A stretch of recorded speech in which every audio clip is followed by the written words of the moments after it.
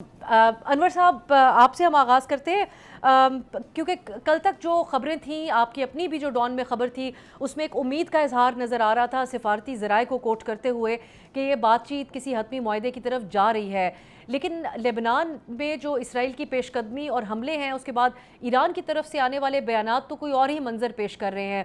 آج کیا سوچ پائی جا رہی ہے واشنگٹن میں؟ ایک ممکنہ معاہدے کی طرف معاملات جا رہے ہیں یا اس کے راستے میں رکاوٹ ہے لبنان میں ہونے والے تمام حملے؟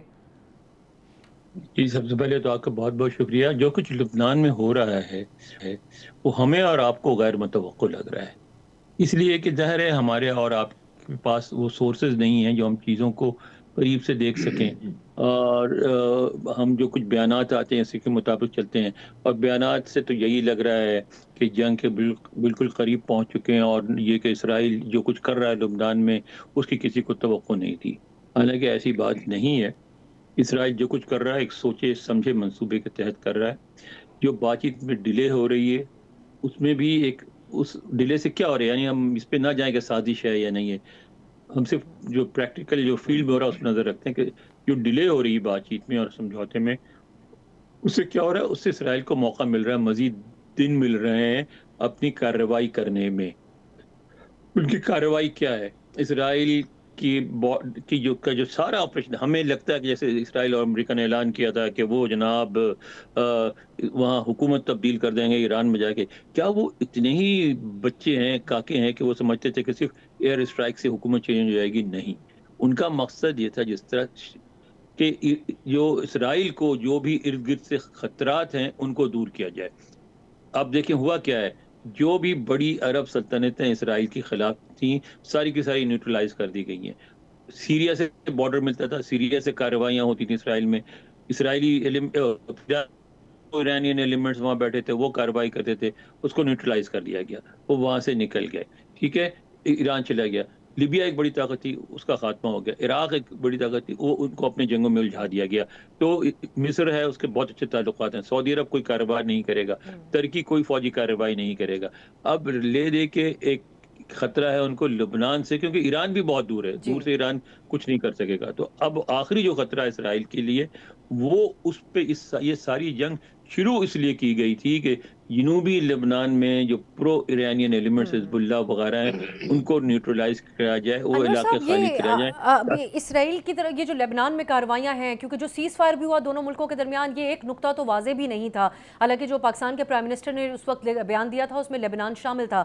صدر ٹرمپ اس حوالے سے ان کو اعتماد میں لیا ہوا ہے اسرائیل نے؟ آپ کو اندازاً کیا ایسا نظر بالکل آتا ہے لیا یا ہوگا۔ ناخوش ہیں صدر ٹرمپ؟ کیونکہ متضاد اطلاعات ہیں، ایکسیوس نے یہ رپورٹ کیا کہ مارکو روبیو نے اسرائیل سے رابطہ کر کے ان کو کہا کہ صدر ٹرمپ ناخوش ہیں ان کاروائیوں سے۔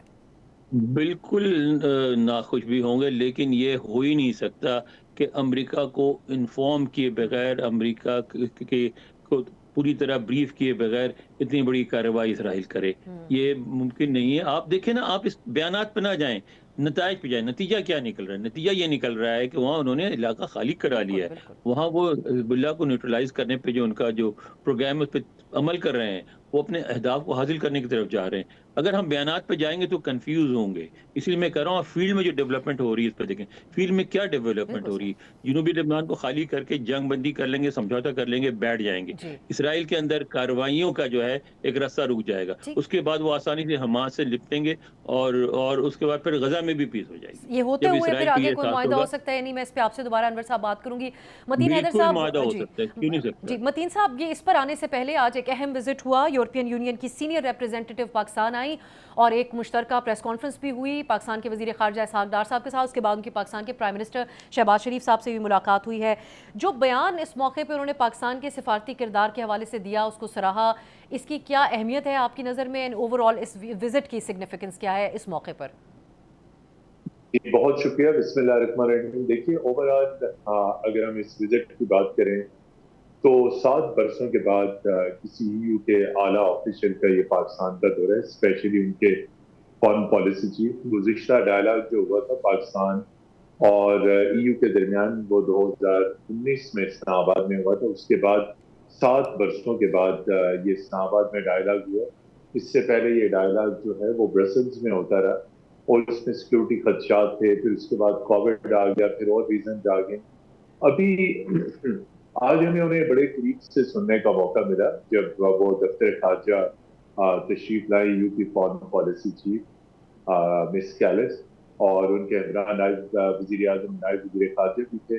तकरीबन पाकिस्तान और ईयू के दरमियान जितने तमाम पहलू हैं ताल्लुकात के, उन तमाम का अहाता किया गया, जिसमें काउंटर टेररिज्म है, जिसमें ईयू पाकिस्तान ट्रेड है, इकोनॉमिक लिंक्स हैं, एजुकेशनल लिंक्स हैं और लीगल माइग्रेशन है। ये तमाम तर, लेकिन इस मौके का फ़ायदा उठाते हुए पाकिस्तानी वज़ीर ख़ारजा और नायब वज़ीर आज़म ने जो खत्े की सिक्योरिटी की सूरत हाल है, जिसमें ईरान अमरीका इस वक्त जो टॉक्स चल रही है वो भी, और ख़ास तौर पे जो 2025 की भारतीय जारियत थी पाकिस्तान के खिलाफ, और इस वक्त जो मुसलसल भारत की जानिब से जो थ्रेट्स आ रही हैं उनका, और ख़ास तौर पर मकबूजा कश्मीर में इंसानी हकूक़ की पामारियों का, चूँकि आपके इल्म में है कि ईयू इंसानी हकूक़ के बारे में बहुत सख्त मौक़िफ़ रखता है। जहाँ पे इंसानी हकूक़ की वायलेशन, तो ईयू से कहा गया कि वो भारत के ऊपर अपना सफारती दबाव बढ़ाए, इसलिए कि मकबूजा कश्मीर के अंदर और पूरे भारत के अंदर ओवरऑल अक़लियतों के साथ, जिसमें ईसाई हैं, जिनमें सिख्स हैं, दलित्स हैं, मुसलमान हैं, पूरे मतीन साहब, हिंदुस्तान के अंदर अफगानिस्तान उनके से जारी साथ कशीदगी के हवाले से भी उनके बयान को बड़ी अहमियत दी जा रही है, जिसमें उन्होंने कहा कि Pakistan has a right to defend itself. इसका कॉन्टेक्स्ट क्या था? जी बिल्कुल, ये चूंकि ओवरऑल जब रीजनल इलाकाई सलामती की सूरत हाल का जिक्र होता है, तो पाकिस्तान ने जो ईयू की फॉरेन पॉलिसी चीफ थी उनको अफगानिस्तान की जो सिक्योरिटी सिचुएशन है, और ख़ास तौर पे वहाँ से जिस तरीके से पाकिस्तान के ऊपर हमले किए जा रहे हैं, उस तमाम तर सूरत हाल से आगाह किया। तो उसके ऊपर उन्होंने कहा कि डायलॉग के जरिए इन मामलों को हल करने की ज़रूरत है, और जो पाकिस्तान का मौक़िफ़ था दहशतगर्दी के हवाले से कि दहशतगर्दी अफगान सरजमीन से पाकिस्तान आ रही है, इसके ऊपर उन्होंने पाकिस्तानी मौक़िफ़ की जो है वो उसको सराहा, उसकी तौसीक की। मैं समझता हूँ कि ओवरऑल इस वक्त जो ईरान अमेरिका डील है, अफगानिस्तान की सूरत हाल है, हिंदुस्तान का आपको मैंने बताया, जो पाकिस्तान का ये सारा बदलता हुआ किरदार है, और ख़ास तौर पर मार्च के हद के बाद पाकिस्तान को जो एक सफारती रिकग्निशन मिली, ये वो तमाम तर चीजें थी कि ईयू की फॉरेन पॉलिसी चीफ को इस्लामाबाद चल के आए। आपने बिल्कुल सही कहा, वज़ीर आज़म से मुलाकात में भी पाक ईयू ताल्लुकात के तमाम पहलुओं का अहाता किया गया। उनकी मुलाकात chief of defence forces field marshal Asim Munir के साथ भी हुई। दफ्तर खारजा में एक भरपूर अंदाज में ईयू और पाकिस्तान के दरमियान डायलॉग हुई। उम्मीद ये की जाती है कि इसके नतीजे में दो चीजें सामने आएंगी। एक तो जो अप्रैल में पाकिस्तान ईयू बिजनेस फोरम हुआ था, यूरोपीय ममालिक से पाकिस्तान के अंदर पाकिस्तान की ख्वाहिश है कि इन्वेस्टमेंट बढ़े, सरमायाकारी हो, और दूसरा जो पाकिस्तान का GSP प्लस स्टेटस है ईयू के लिए कि पाकिस्तानी बरामदात खास तौर पर टेक्सटाइल उसके ऊपर कोई फर्क ना पड़े, तो उसके ऊपर ईयू की फॉरेन हर लिहाज से बहुत अहम है। मतीन साहब, ये जो आप हमें मुलाकात के इस से बता रहे हैं, लेकिन जो सिफारती किरदार जो हमारा आज मौजू भी है ईरान और अमेरिका के हवाले से, उसका इस अंदाज में इजहार, क्योंकि सदर ट्रंप और दीगर ममालिक तो ये कहते आए हैं, लेकिन उनका ये कहना कि एक फुल ब्लोन वॉर से मुतअद्दिद बार पाकिस्तान ने अपनी सिफारती कोशिशों के ज़रिए इन दोनों मुल्कों को रोका है, तो ये वाकई एक बड़ी एक्नॉलेजमेंट है पाकिस्तान के किरदार की। एक शॉर्ट ब्रेक की तरफ जाते हैं। अब मुमकिना तौर पे मुआहदा हो किस हवाले से सकता है, इस पे भी एक नई बहस है। सब्सक्राइब करें और बेल दबाएं ताकि कोई खबर रह न जाए।